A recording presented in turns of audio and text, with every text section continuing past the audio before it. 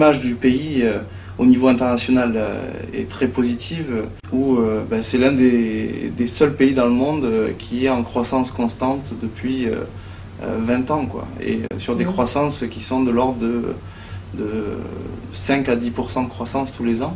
Je trouve que c'est un booster de carrière parce qu'en fait tu vas réussir à atteindre des gros groupes internationaux, et ça a été mon cas. Ils veulent vraiment que chacun des employés soit heureux aussi dans sa vie privée. Non, tout le monde est très friendly, comme ils disent. Ils sont vraiment ouverts dans le monde du boulot. Par contre, après, ils font vraiment une grosse distinction entre travail et vie privée. Et du coup, quelqu'un que tu vas considérer comme un copain au travail ne sera pas un copain dans la vie privée. Ce qui m'a vraiment impressionné, c'est le fait que ce soit un tout petit pays, mais où il y a énormément d'entrepreneurs, énormément de créativité. La Nouvelle-Zélande est le premier pays dans le monde où la femme a eu le droit de vote. C'est le premier pays dans le monde où le mariage gay a été légalisé. Les salaires sont, en termes monétaires, plus importants qu'en France, mais au niveau du ratio du coût de la vie versus ce que tu gagnes, je pense que par rapport à une ville comme Paris, on est vraiment dans des équivalents, en fait. Donc on a plus d'argent sur notre compte en banque, mais on n'est pas plus riche au final.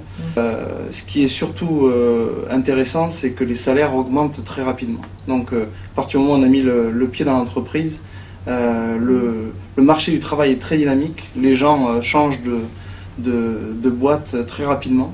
Alors pour la Nouvelle-Zélande, la façon la plus simple d'y aller quand on a moins de 31 ans, donc c'est d'avoir un permis vacances-travail, un Work Holiday Visa, comme en Australie. La beauté de la Nouvelle-Zélande, c'est que il n'y a pas de limitation. Donc en Nouvelle-Zélande, il n'y a pas de quota, il y a juste une limite d'âge.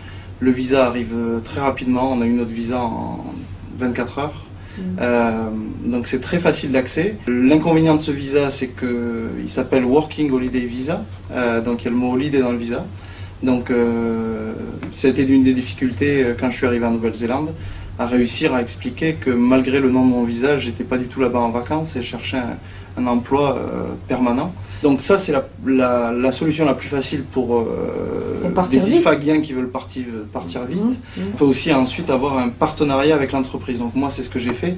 Je suis rentré chez eux et au bout de 6 mois, ils m'ont sponsorisé pour avoir un visa alors c'est des visas de 2 à 5 ans que te donne le gouvernement. Donc nous, on a eu un visa de 5 ans et j'ai pu inclure ma conjointe dans ce visa, malgré le fait qu'elle ne travaillait pas dans la même société que la mienne.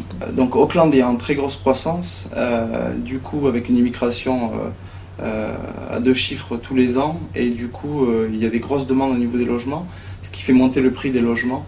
Donc il y a beaucoup de colocations qui se pratiquent en Nouvelle-Zélande et à Auckland en particulier, parce que les logements, il faut compter à peu près entre 4 à 600 $ par semaine, pour un appart de 1 à 2 chambres.